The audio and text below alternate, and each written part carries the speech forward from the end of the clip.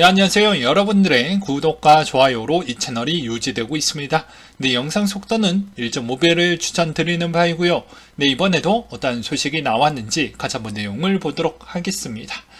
네, 러시아 우크라이나 점령이 합병조약 30일 날 체결하겠다라고 했고요. 푸틴이 참석을 한다라고 합니다. 그래서 보시게 되면 해당에 있는 이 지도상에서 보게 되면 루안스크, 그리고 도네츠크, 자포리자, 헤르손 이 4개 부분에 대해서 이제 거의 주민 투표가 완료되는 수순으로 해서 30일 날 기준점으로 이제 이렇게 딱 선긋기 모드가 들어간다고 보시면 될 것 같습니다. 아무래도 이번에 러시아 국방비 지출 계획표도 나왔는데 장기로 3년에서 4년짜리 기준으로 일단 설정을 해 놓았다. 누구는 뭐 이렇게도 해석을 하시는 분들도 계셨습니다. 아무래도 장기전이 될 것 같다 라고 볼 수도 있겠고요. 또 반면에 저 같은 경우에는 이렇게도 생각을 해봤는데 이 체제를 정비하기 위해서 또 여기 방어적인 수단에 따른 국방비 지출이 좀 있지 않겠습니까? 치안도 안 좋고 그렇기 때문에 그것에 따른 비용 집행이다 라고 저는 그렇게 생각이 들더라고요. 또한 이 영토를 이번에 새롭게 어떻게 보면 차지했기 때문에 아무래도 핵 관련 내용은 이 새로운 영토를 지키기 위한 액션적 차원으로 보는 게 바람직한 것이지 뭐 추가적인 옵션으로 뭐 그냥 쓰겠다 이렇게 보기에는 좀 어렵지 않을까라고 생각이 듭니다. 그렇기 때문에 지금의 이런 행동적인 부분이 좀 들어가져 있어서 상당히 불확실성이 매우 커진다라고 볼 수가 있게 되겠고요. 그 다음으로 금 가격 추이는 온스당 1660달러 선으로 마감을 보여주었다고 합니다. 네, 영란은행 BOE가 시장 개입에 따라서 여러가지 문제점이 좀 많이 있습니다. 그렇기 때문에 이 냄새로 인해 금에 따른 가격 상승 요인이 나왔고요. 그것으로 인해서 이번에 금 가격도 상대적으로 좀 방어가 됐다고 보시면 맞을 것 같습니다. 그 다음으로 유가는 배럴당 82.5달러 선으로 마감을 보여주었다고 하는데요. 허리케인 이연의 북상 소식에 따른 원유 생산 차질에 따른 우려가 좀 있었고요. 휘발유 원유 재고가 예상보다 크게 감소를 했다라는 점이 이번에 좀 유가에 좋은 흐름을 보여주었다라고 보시면 될 것 같습니다. 그 다음으로 제가 좀 잘 신뢰하고 있는 또 가장 유명한 투자자이시죠. 네, 드래켄밀러인데요. 드래켄밀러가 내년 말까지 침체가 온다. 예상보다 더 크게 올 수 있다. 라고 이야기를 하기도 했습니다. 그 다음으로 칼라일 씨가 지금 주식을 사야 되는 시기이다. 위험자산 지금이 바닥 부분이다. 바닥에 근접을 했던 것 같다. 그리고 특히나 개미들에게 또 조언을 하기도 했었는데요. 완벽하게 끝에 잡아가지고 바닥을 잡지 말라는 경고도 하기도 했습니다. 그러니까 적당하게 저렴한 구간대는 맞으니 차곡차곡 적립으로 모아가라. 한 방에 몰빵해서 그 구간대에서 다 소진하지 말아라. 이런 이야기를 또 하더라고요. 그래서 드래켄밀러 내용을 좀 더 자세하게 보게 되면 내년 경기 침체 정말 심각할 것 같고 내년 말까지 경착륙이 확실시 보여진다 라고 했고요. 그 다음에 인플레 압력이 높은데 BOE 국채 매입이 아무래도 부적절할 것 같다. 이 말의 의미는 달러 인덱스가 더욱더 힘을 줄 수밖에 없는 상황이 연출이 될 것이다 라는 이야기를 했다라고 볼 수가 있겠고요. 아무래도 내년에 미국 침체가 없다라고 하면 진짜로 깜짝 놀랄 것이다 라는 이야기도 하기도 했었고 코인에 관련된 내용도 있었습니다. 연준이 큰 실수를 하게 되었을 경우나 신뢰를 잃게 되는 행동이 지속적으로 보여지게 되게 되면 암호화폐 쪽으로 쏠림 현상이 나올 수도 있다라는 의견도 남겨주시기도 했었고요. 참고로 드래켄밀러는 비트코인 투자를 아주 저렴한 구간대 매입을 해서 엄청난 수익을 내기도 했었고 그 뒤에 수익에서도 또 팔 때도 아주 정확한 시점에서 매도가 들어갔다라는 것입니다. 그래서 제가 드래켄밀러를 좀 좋아하는 성향이 좀 있어요. 그 점은 좀 참고하시길 바라겠고요. 그 다음으로 무디스에서 보게 되면 재원이 뒷받침되지 않는 감세 영국 이야기를 하는 것이죠. 영국의 감세 때문에 구조적 재정 적자 위험이 커질 수가 있다. 영국 정부의 재정 전략 신뢰성이 둘러싼 심리적 충격이 지속이 되면 적당한 비용으로 대출을 받을 수 있는 능력이 영구적으로 너무너무 약해질 것 같다. 라고 이렇게 이야기를 했었는데요. 해당 차트 하나 보도록 하겠습니다. 하루 만에 100bp 하락해버린 영국의 30년 채권 금리가 박살이 나기 시작을 했고요. 이것으로 인해서 개입을 했다라고 보시면 될 것 같습니다. 그럼 왜 개입을 했냐가 중요하겠죠. 왜냐? 아무래도 보게 되면 이번에 92년 후 최대치까지 떨어졌다라고 하니까 개입을 했던 배경은 연기금이 여기에서 마진콜이 걸려져 있기 때문에 아무래도 그런 액션을 취했다고 합니다. 영국의 상위 600곳 중에 3분의 2가 금리 통화 파생 상품에 거래를 해서 그렇게 좀 놀고 있었는데 이게 사이즈가 너무 컸다라는 것이죠. 그렇기 때문에 이게 자칫 잘못되면 영국이 더 큰 위기가 올 수가 있기 때문에 아무래도 이 마진콜을 당하지 않기 위해서 개입을 했다라고 보시면 될 것 같습니다. 이 개입이 되다 보니까 시장에서의 따른 분위기는 아무래도 더 여전히 달러 인덱스에 더욱더 힘이 가중치가 될 것 같고요. 그 다음으로 또 알 수 있는 점은 영국의 이런 감세 정책으로 인해서 오히려 더 독이 됐죠. 앞으로 미국이 더 어떻게 보면 더 금리를 앞으로도 뭐 11월달, 12월달에도 계속 올린다라는 액션이 있어서 계속 미국 쪽으로 달러 인덱스가 넘어가고 있는, 그러니까 돈이 그쪽으로 넘어가고 있는데 거기에 가중치를 더 화력을 더 갖다 부었다라고 보시면 될 것 같습니다.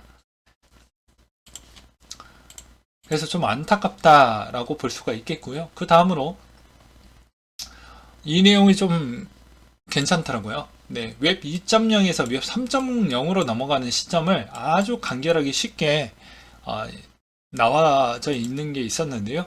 증명서는 NFT, 은행은 디파이, 회사는 다오, 증권회사는 거래소, 축제는 메타버스 안에서, 그리고 은행 계좌는 메타마스크로, 트위터는 디스코드로, 또는 뭐 우리가 알고 있는 트위터, 뭐 텔레그램 요렇게 좀 넘어갈 것 같고요. 그 다음에 돈은 가상통화로 이렇게 표현이 되어져 있는데 정말 정리가 깔끔하게 되어져 있었던 것 같아요. 그 다음으로 빗썸이 코크체인 대량 이체 포착했다, 차용세탁 의혹 솔솔 나온다고 하는데요. 아무래도 나중에 또 문제가 자주 나오고 있어요. 빗썸은 쉬지 않고 까임을 당하고도 계속 무슨 안 좋은 이야기가 끝도 없이 나옵니다. 예. 좀 안타깝다라고 볼 수가 있겠고요. 그 다음으로 크립토 펑크 NFT 2924 모델 3300이더 거래가 됐다. 역대 네 번째 고가품이다 라고 되어져 있는데요. 여러분들은 아셔야 되는 게 이런 크립토 펑크 NFT 쪽에서도 보이지 않게 컨설팅 쪽에서 들어가는 그런 자금들이 좀 있습니다. 무슨 말이냐면 예술품을 그냥 이걸 마케팅 비용으로 처리해가지고 그냥 매입해버리는 형태로 이슈화 몰이 형태로 가서 가져가려고 하는 그런 것도 좀 없지 않아 있거든요. 그런 걸 잘 구별을 하시면서 가시길 바란다 라고 말씀을 드리고 싶습니다. 그래서 대부분 좀 NFT 시장 자체가 좀 아직도 좀 어떻게 보면 깨끗하지 못하다라고 보는 게 맞을 것 같아요. 그래서 예술품 같은 경우에도 그나마 가격이 어느 정도 수준의 방어를 해주고 있는 그런 쪽은 좀 가장 저렴한 시기에 분명히 사게 되면 한 번 더 기회를 줄 수 있는 시장이라고 저는 생각을 하고 있습니다. 그 뒷받침해 줄 수 있을 만한 내용들은 대부분 대기업들이 중장기적 형태로 NFT에 힘을 많이 싣고 있고요. 그거는 그 누구도 부정할 수가 없기 때문입니다. 그 다음으로 9월 주요 통화가치 하락폭을 보게 되면 다 많이 하락을 했죠. 그래서 코인이 각광을 받고 있습니다. 코인 자체가 무엇입니까? 특히 스테이블 코인이 무엇이죠? 말 그대로 스테이블 코인 자체가 달러이지 않습니까? 그리고 미국 국채 비중이 높지 않습니까? 그렇기 때문에 상대적 대비 지금 가장 비트코인이 잘 버텨주고 있는 이유는 비트코인을 매도하면 뭘로 바뀝니까? 스테이블 코인으로 바뀌죠. 어떻게 보면 비트코인을 매도라는 의미를 좀 더 쉽게 설명을 드린다고 하면 수압이라고도 볼 수도 있겠죠. 그 다음으로 크립토닷컴이 프랑스 금융 건전성 감독원의 승인을 좀 받았다라는 내용이 있었고요. 빗썸의 또 추가 소식이 또 박민영 연예인이죠. 네, 연기자이신데 이분이 이제 남친이 이제 빗썸과 또 연루가 되면서 좀 화제가 되었었는데, 아무래도 박민영 씨가 지금 작품을 하나 찍고 있고, 그 다음으로 또 이런 관계도에 있어서 여러 가지 서로에 따른 이해관계 또는 계약서 관계 때문이라도 좀 문제가 발생을 했기 때문에 여기서 헤어졌다라는 기사가 최근에 나오기도 했습니다. 근데 알아본 바로는 친언니가 사회이사로 등재가 됐고 이번에 다시 또 내려왔다더라 이런 내용들이 좀 있었고, 그 다음에 기획사에 있는 푸시 계약서 상에 있는 부분에서도 광고에서도 이미지에 영향을 줄 수 있는 거는 광고 비용을 다 토해내야 됩니다. 그래서 그 위약금이 어마어마하게 크기 때문에 어쩔 수 없다라는 거. 그리고 계약 기간 동안에 만약에 기획사에서도 연예인 관계에서 좀 틀어졌었을 때 그 위자료 청구 소송권 비중도 상당히 돈이 많이 들어가기 때문에 아무래도 이런 측면 때문이라도 빨리 좀 정리를 하지 않았나라고 좀 추정을 해볼 수가 있게 되겠습니다. 그 다음으로 위메이드 대표 위믹스 3.0 세계 1위 메인넷 만들겠다라는 내용이 좀 있었고요. 다음 달 출시를 한다라고 합니다. 지금 위믹스 엄청 많이 떨어졌죠. 그래서 지금 커뮤니티 분위기는 너무 막말하는 거 아니냐, 신경을 안 쓰는 것 같다, 이런 부정적인 의견들이 꽤 있었고요. 그 다음으로 보게 되면 여기에서도 벨리곰 NFT에 따른 이벤트를 좀 진행을 한다라고 합니다. 11월 12일 날 한다라고 하는데요. 아무래도 11월 11일은 롯데에서 빼빼로 데이니까 안 하고 12일로 바꾼 거 아닌가. 그래서 여기서 또 이런 행사를 했었을 경우에는 아무래도 제 생각에는 빼빼로도 같이 팔려고 하는 거 아닌가? 이건 개인적인 생각입니다. 그렇기 때문에 이번에 볼거리, 즐길거리 롯데월드 어드벤처에서 진행을 한다라고 하니 참고하시길 바라겠고요. 그 다음으로 7년간 활성 온체인 비트코인 공급이 16년 1월 이후 눈에 띄게 안정적으로 좀 바뀌었다라고 합니다. 사용되지 않은 코인을 제외한 총 공급량은 1480만 개에서 1550만 개 정도가 된다고 하는데요. 어떻게 보면 지금 상황을 보게 되면 물린 사람이 반 또는 보관하려고 하는 사람 반, 이렇게 좀 추정이 되지 않을까 싶습니다. 그게 맞을 것 같고요.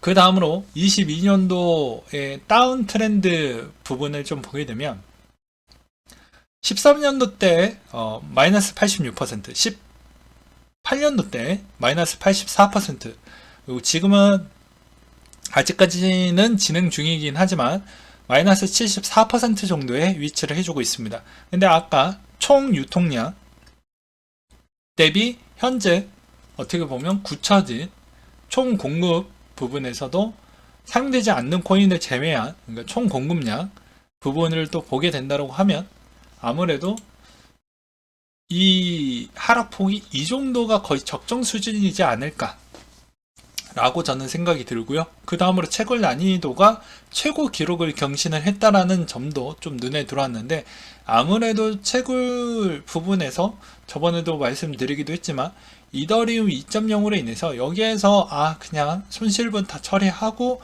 그냥 다시 비트코인 쪽으로 그냥 선에서 넘어가려고 하는 사람들도 꽤 있지 않았을까라는 생각이 들기도 합니다. 네, 마지막 소식인데요. 바이낸스 현물거래소 거래량 증가했다. BUSD를 통한 거래들이 매수를 하고 있다라는 내용이었는데요. 이 입금 카운팅이 급격한 증가한 것을 알 수가 있었고 다른 구간에 다르게 출금 움직임은 없었다. 누군가 BUSD를 통해 비트코인을 구매할 가능성이 매우 높다라는 평가 내용이 있었습니다. 네, 현재 분위기로 본다라고 하면 제가 바라보는 비트코인은 여기에서 어느 정도 더 내려가지는 저는 크게 내려가지는 않을 것 같다라는 개인적인 의견을 좀 남기고 싶습니다. 참고로. 그래서 여전히 계속해서 모아가는 전략으로 가는 게 맞을 것 같다. 그리고 알트코인은 특정 내가 좋아하는 쪽 또는 그리고 웬만하면 이번 그 다음 트렌드가 무엇이 먼저 대세가 갈 것인지 이런 걸 잘 추스려 본 다음에 진입을 해보는 전략으로 가져가시길 바라면서 이상으로 마치도록 하겠습니다.